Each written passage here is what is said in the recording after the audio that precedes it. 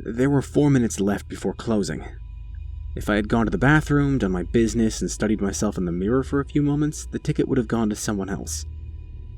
If I hadn't had such great luck with green lights, at the time, on my way back from the previous delivery, it would have gone to someone else.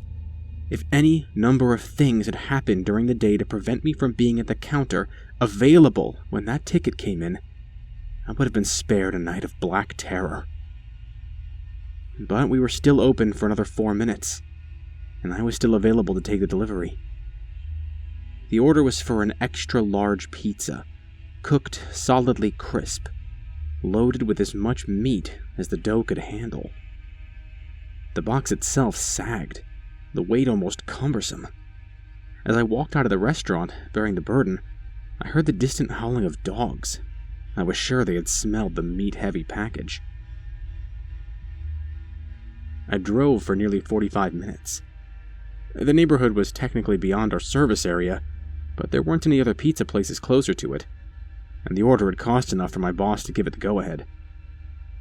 Each additional meat topping was $2, and the customer had ordered enough to have just gotten 2 or 3 other 2-topping pizzas.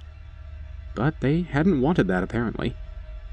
Instead, they'd ordered something that was more lasagna than pizza. They hadn't even ordered excesses of cheese or sauce to complement the abundance of meat. It was an unusual order, but in the 2 years I worked the job, I'd seen a few weirder things. Ordinarily, I describe the area as simply rural, but as I pulled onto the road that led into the small cluster of houses, I found myself applying other descriptive terms to my surroundings. It was less of a neighborhood and more of a cluster of houses, whose owners seemed to have collectively agreed to distance themselves from a greater populace. Its initial appearance of ruralness was mostly owed to the lack of streetlights bordering the road. I was forced to drive slowly, my high beams on, without any supplemental illuminations to assist me in the darkness of the night. The argument against its ruralness, however, was its proximity to a nearby suburban area, about 10 miles back. The houses also resembled those of a residential area, not at all reminiscent of the ranches or humbly built structures you'd expect to find in the deep country, where streetlights and signage are few and far between. It was really as if a few houses had been plucked from suburbia and planted just outside of it. My GPS had no problem finding the place, which further supported the aforementioned theory. I wasn't knowledgeable of the area, but the ease with which the app had found it attested to its more modern categorization. I pulled up to the customer's house, which wasn't much different from the few others on the street. Literally just one street, lined with 4 houses on each side.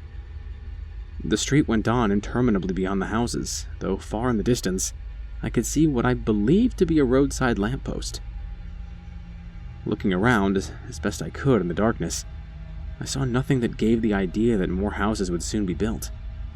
I saw no plots of land, no construction materials or vehicles. The area had been claimed by 8 houses, and no one else. I left my car, hefting the pizza in my bag as I did so. I was about to head up the paved walkway to the house, which was so ordinarily suburban as to be unremarkable, when I heard a noise from behind me. Turning, I saw a woman dashing through the front lawn of a house across the street, clothed in a white t-shirt, panties, and nothing else. Something was splattered across the shirt, and from the way she ran, uncoordinated and panicked, I immediately guessed that it was blood. She didn't seem to notice me. She was merely fleeing for her life from whomever had apparently attacked her within the house. She might not have seen me, but she did see my car. I had left it running, as I normally do, and before I could even pivot to call out to her, she was inside and speeding away, leaving me stranded. Across the street, the door of the house, which had been left open, was suddenly and loudly shut. No one came out after the girl, and no one emerged from the other houses to investigate the disturbance. My phone had been inside the car, so I couldn't even use it to call my boss and explain what happened, nor could I call the police and report what I'd seen. Left with nothing to do but finish my job, I turned around and headed up the walkway to the customer's house. I hoped that they would be able to provide some insight into the bizarre occurrence, and maybe even let me use their phone. I knocked on the door, and it opened a few moments later. There was no one there, and the interior of the home was entirely black. I could see nothing beyond the threshold of the door. Nonetheless, I could still feel a presence within, as if someone had opened the door with some unseen means and was watching me, analyzing me. Already shaken by the incident I'd just witnessed, I started out an announcement. I actually called myself the Pizza Guy, even though my uniform and the sagging box were obvious indications. There was no immediate response, and the weight of the pie began to strain my arms. I cannot over-express the sheer amount of meat piled atop that flimsy surface. I couldn't tell you the physics of it, but the burden was quickly becoming unsupportable, and I didn't want a complaint lodged against me for the customer's own carnivorous overindulgence. They hadn't prepaid online, so I called out the total and leaned against the doorframe, while keeping my body outside of the house. Natural darkness has no problems coming off as ominous, hazardous even, and the darkness of the inside seemed more than naturally occurrent. After a few moments without response, and having grown unsettled by the circumstances, I announced that I was leaving with the pizza in tow. Couldn't imagine walking home with the weight, neither in my arms nor my stomach, but I wasn't going to end the night having lost my car and my job. I started to turn, but a whisper froze me in place. It had come from the inside of the house, sounding as if it had issued from a mouth only a few inches away. But still, that seemingly depthless darkness showed nothing. I hadn't heard what the whisper had said, so I asked, "What?" and cringed at how pathetic my voice sounded. "The payment is beneath the rock below you. Take it and prefer the meat." Looking down, I saw the rock, one of those hollow-bottomed decorative stones people often use to hide keys. Kneeling, all the while struggling with my burden of meat, I lifted the rock and found several $100 bills. One is all I need, but even then I won't be able to make change for it. I only have a few dollars on me.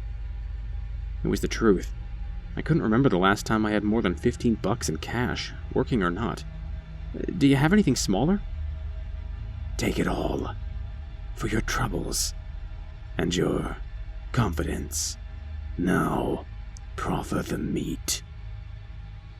You'd think a voice whispering from the darkness would sound sinister, would send chills along your spine and raise hairs on your arms. But not this one. It sounded hungry, but not in some maliciously ravenous way. It sounded old, but not as of some ancient evil. It even sounded melancholic, but not as would the voice of some necromantically raised thing. It was, in a way, soothing, like the voice of a grandparent luring you to sleep. I didn't feel threatened, even though the circumstances would have allowed for such a feeling without shame. Taking the money, I thanked him or her, honestly couldn't tell, in every way I knew how. I then extended the pizza into the darkness, expecting a pair of trembling old hands to reach out and take it. I made sure my grip was firm in the event that the presumably elderly person mishandled and dropped it. But no hands came forth to take the pizza. Instead, it was seized by some invisible force, and my hands were gently pried away from the box. I then watched the pizza float away into the darkness until it disappeared totally therein. Again, had the voice not been so calming, I would have probably jumped away screaming. I thanked the customer once more and, not wanting to overstay my welcome, turned away from the porch. But then I remembered my predicament and begrudgingly turned back. "Would you happen to have a phone I could use?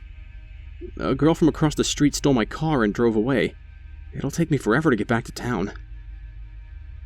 I made my request while staring indirectly at the building, not wanting to insult the occupant by staring directly into that preternatural darkness. The homeowner did not respond for a while, and though it did not visibly alter, something about the darkness gave the impression that the person within was considering my request. "Ah, you mean the woman who was a guest of my dear neighbor. Well, we here in this neighborhood do not meddle in one another's affairs. But I suppose if you intend to merely travel home, and not infringe upon one's right to privacy, I could halt the progress of the vehicle. But you must promise me that you will not aid the thief in bringing unnecessary attention to the owner of the home across the street, if she is still in a position to request such assistance. Simply take your vehicle and go. Will you promise me that? I couldn't imagine how exactly the largely unseen entity could help me, although I couldn't imagine how they could be speaking so clearly and sound so close without being visible. Nor could I think of a way for the pizza to have been taken into the home. I wouldn't consider myself stupid either. I knew that something bad had happened across the street, and that the customer wanted to ensure the privacy of the matter, no doubt to preserve their own general privacy. The woman had looked terribly distressed, frightened enough to simply steal a car rather than go through the formality of asking for help. My conscience wouldn't let me abide by the customer's terms, but I agreed anyway, simply planning to offer her the help if I came across her. Good. The Whisperer was plainly satisfied. He believed I wholeheartedly agreed. I wasn't sure what to expect, but a hand emerging from the darkness was not something I anticipated. 4 gloved fingers came from the darkness. The 5th, what would have been a thumb, hung limply, that portion of the glove being empty. It was a black leather that still paled in comparison to the abject blackness of the space behind it. The 4 fingers were directed towards the street beyond, and after a moment of pause, they closed in on the palm. Had there been a thumb, the hand would have formed into a fist. There were no effects or vibrations or emanations. Nothing was emitted.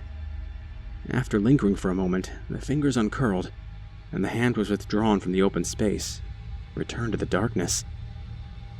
You will find your vehicle down the road, though it will take a bit of time to come across it. Once there, abide by the terms of our agreement, and make your way home. Despite the inexplicable demonstrations up to that point, I was sure that the customer hadn't actually done anything to the car or the woman who had stolen it.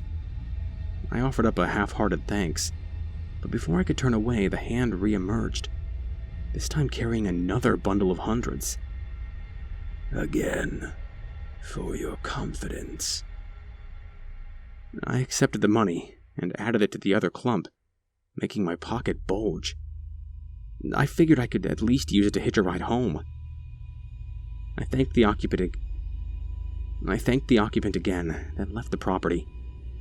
I took only a brief glance at the house across the street, the one from which the girl had escaped.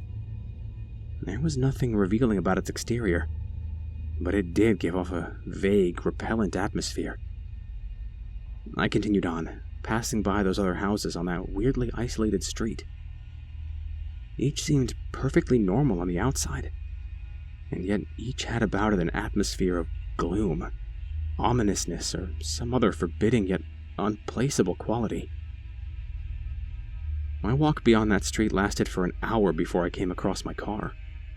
I found it parked just off the road, the front nestled in a small ditch. The lights were on. It had come to a stop mid-drive. I cautiously approached the driver's side, worried that I'd find the woman in a poor state. And boy, did I. What I saw in the driver's seat was horrific. In my years of late-night horror movie marathons, I hadn't seen anything so gruesome, so mortally unsettling. After a considerable amount of time, the initial wave of horror passed, and I tried to piece together what had happened. The car wasn't damaged in any way that I could tell. The engine was still running. Peering beside her body, trying not to look at the horrible state of her, I saw that there was still plenty of gas in the tank. No lights indicated any issues with the car's operation. The vehicle had simply come to a stop. When I finally accepted the reality of the situation, I knew that I could not report the incident, or anything that happened that night, to the police. I certainly couldn't tell my boss. As delicately as I could, I removed her body from the car and placed it in the ditch on the road. She had no identification, and due to the condition of her body, I can't provide a description of her face. As I settled into the car, I was reminded of the wad of cash in my pocket. It was preventing the door from closing. I removed it, took a single $100 from the clump, and wrapped the rest in a pair of earphones I'd had in my glove box, and left it on the road. I couldn't bear to have the money any longer. I didn't need payment to keep the secret. Seeing the state of the woman was encouragement enough. Somehow, through some supernatural force, those four gloved fingers had reached across an expanse of miles and crushed the woman's head. Call me a coward, or even a conspirator in a murder, but I won't risk the same happening to me by blabbing about it to the authorities. I've given no specifics as to the location of that street around which the houses of the self-exiled have been erected, and I won't, for anything. I drove away, leaving the body and the money behind. Once back at the restaurant, I attributed my prolonged absence to the GPS troubles, and gave the $100 bill to my boss.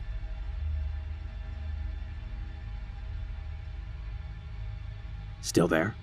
If you are, you can check out more stories like this on r/nosleep, and please consider leaving a like, comment, or even subscribing.